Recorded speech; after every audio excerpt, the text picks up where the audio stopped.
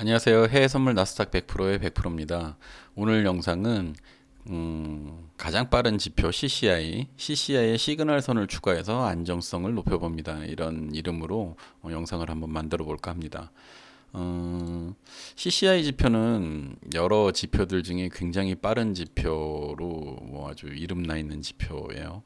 많은 분들께 사랑을 받는 그런 보조 지표 중에 하나고요. CCI의 이름을 보면 커머더티 채널 인덱스 이렇게 되어 있습니다. 이름에서 보시는 것처럼 상품이란 이름이 들어가 있어요.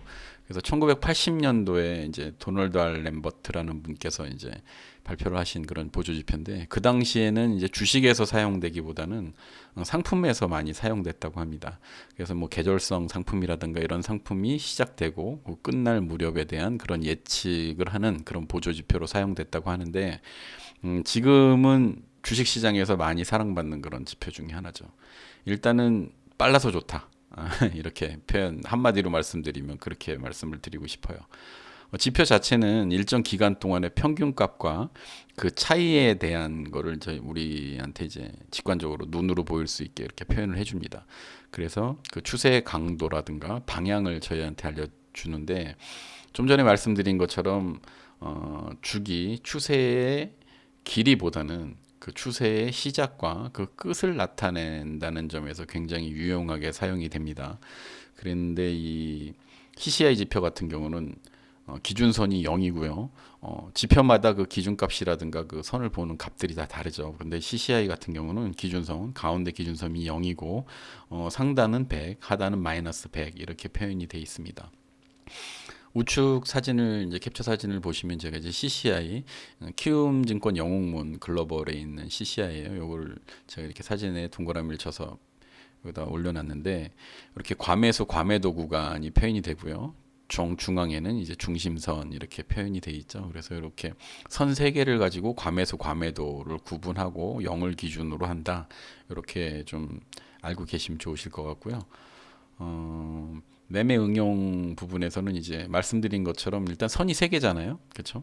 그러니까 이제 영선을 기준으로 영선 위는 매수 구간, 아래는 매도 구간 이렇게 확인하시는 분들도 계시고요. 또 그 선을 돌파, 상향 돌파 내지는 하향 돌파를 매매 기준으로 삼는 분들도 계십니다. 그리고 상단선 100과 하단선 마이너스 100이 이제 과매수 과매도 구간으로 들어가거나 나가거나 하는 그런 기준이 되는데 그 부분에서 이제 과매수 부분이 들어갈 때 내지는 빠질 때 그것도 이제 하향 돌파, 상향 돌파를 가지고 매매 응용하시는 분들도 계세요. 여러 가지 매매 방법이 있지만 늘 말씀드리는 것처럼 본인들이 나한테 이게 제일 잘 맞더라. 그리고 내가 보는 차트의 방법이랑 너무 잘 맞더라. 그런 방법을 선택하시면 됩니다. 그리고 뭐 추천드릴 수 있는 거는 역시 다이버전스죠. 다이버전스를 거래에 응용하시려면 좀 더 기다리는 그런 여유가 있으셔야 돼요. 다이버전스는 한 번에 나오는 건 아니죠. 두 번에 걸쳐서 나오는데 그 주기가 분봉에 따라서 많이 달라집니다. 저 같은 경우는 뭐 1분봉은 보진 않지만 뭐 2분봉을 제일 짧은 거로 보고 있거든요. 그런데 이제 짧은 분봉은 좀 기다리는 시간이 작게 걸릴 수 있지만 큰 분봉으로 보시는 분들은 일봉으로 보면 다이버전스 한번 보려면 뭐 1주, 2주가 갈 수도 있죠. 그렇죠? 그렇게 본인의 매매의 패턴에 따라서 계속 살펴보시고 실전에서 어떻게 응용이 되는지 보시면은 많이 보시는 게 답이다. 이 말씀을 오늘 또 드립니다. 그리고 이동평균 계열 말 그대로 좀 전에 말씀드린 것처럼 이제 평균 값과 지금 가격의 차이라고 했잖아요. 근데 이제 그 계열 중에서 가장 빠른 지표다라고 말씀드릴 수 있어요. 그리고 보조 지표와 늘상 말씀드리지만 하나만 보지 마시고 함께 보시는 거로 매매 확률을 높여가시면 좋을 것 같습니다. 어떤 지표가 됐든 뭐 가격의 그림자라고 또 말씀드려요. 가격의 그림자기 때문에 그림자가 본체를 흔들 수는 없습니다.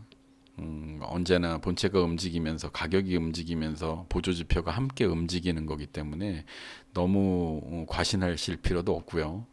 어떤 지표가 됐던 신호가 됐던 어, 뭐든지 그 가격이라든가 조건이 맞았을 때 그런 표현들이 되는 거일 뿐이다. 지금 우리가 신뢰할 수 있는 건 지금의 가격이다. 이거 꼭 명심해 주시기를 다시 한번 부탁드립니다. 우측 사진을 보시면 이번에는 요 가운데 하나가 더 들어와 있어요. 보시면 위에 있는 거는 CCI 선이 하나죠. CCI 선만 움직입니다. CCI 선만. CCI 선만 하나가 움직이는 건 굉장히 빠르기 때문에 좀 날카롭게 움직여요. 빠른 시간에 움직이고 날카롭습니다. 그런데 제가 여기다 이제 시그널 선을 하나 요 가운데 보조 지표 보시면 선이 두 개로 보이시죠? 요거는 시그널 선을 제가 하나 더 만들어서 넣은 거예요. 그럼 이제 시그널 선 같은 경우는 CCI 값의 평균 값으로 만든 거기 때문에 좀 더 이제 부드럽습니다. 그리고 좀 완만하죠. 예를 들면 지금 첫 번째 요 동그라미 보시면 CCI는 과매수에 들어갔다가 지금 과매수 구간에 들어갔다 빠져나가는데 아래에 있는 시그널선은 과매수 구간에 들어가지 못하고 흘러내리는 모습을 보실 수 있어요. 그리고 여기 좀 보이실지 모르겠는데 여기 연두색으로 표현되어 있는 곤색에 연두색으로 표현되어 있는 곳이 있습니다. 여기 보시면은 이제 살짝 시그널선이 과매도로 들어온 모습이죠. 이 과매수로 들어왔을 때 시그널선이 과매수나 과매도에 들어갔을 땐 반드시 시그널선이 벗어나는 걸 확인하셔야 돼요. 그 깊이를 우리가 함부로 예단할 수 없습니다. 더 추세가 연장되는 경우가 허다하게 많이 나오기 때문에 제일 하단에 보시면 왜 스토캐스틱 3개를 기간별로 만들어 놓은 거예요. 여기서도 저는 이제 같은 개념으로 연두색이 만들어지는 제일 긴 스토캐스틱이 들어왔을 때는 스토캐스틱이 빠져나갈 때를 주의한다. 뭐 이런 개념이랑 같은 개념으로 보시면 됩니다. 그래서 시그널 선을 만들어 놓으면 좀 부드럽고 CCI 선 하나만 보는 것보다는 좀 판단하는 데 도움이 될까 싶어서 제가 이번 시간 준비했고요. 바로 키움증권 영웅문에 들어가서 이 시그널 선을 만드는 걸 한번 해보기로 하겠습니다.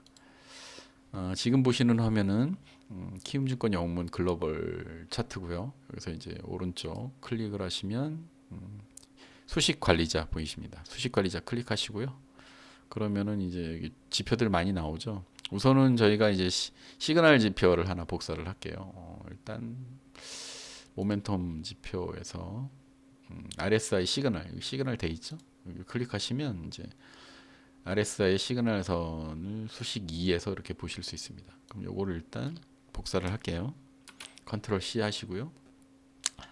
그 다음에 이제 추세 지표로 들어가서 CCI가 있죠. CCI를 복사를 합니다. 그럼 이렇게 my CCI 이렇게 나옵니다. 저는 이거 이름을 ACCI 이렇게 한번 만들어 보겠습니다.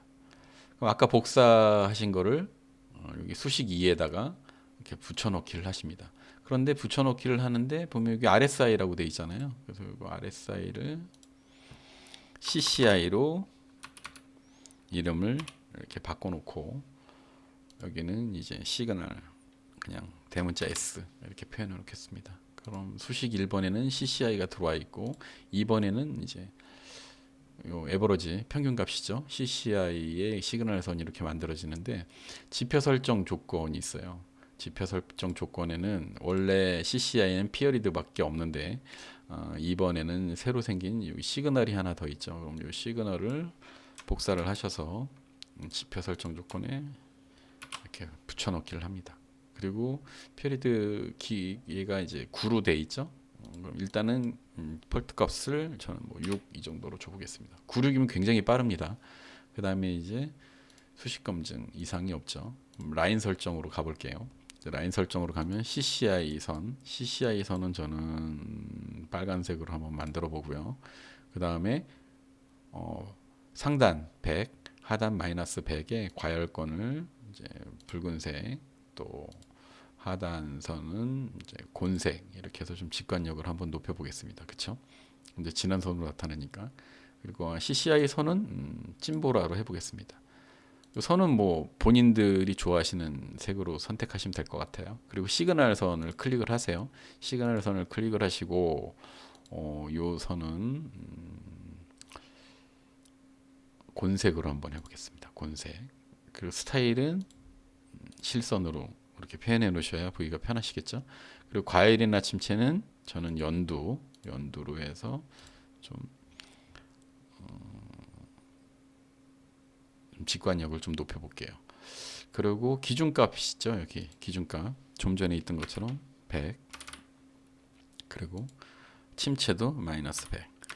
요 기준값은 여러분들께서 보시면서 수정하셔도 돼요. 뭐 95가 좋다 나는. 90이 좋다. 그러면 마이너스 플러스 값을 조정하시면서 분봉에 따라서 맞춰 보실 수가 있습니다. 그게 이제 연습이 되셔야 돼요. 그렇게 연습을 하셔서 하시면 나한테 제일 적당한 그런 보조지표 값들을 만드실 수가 있습니다.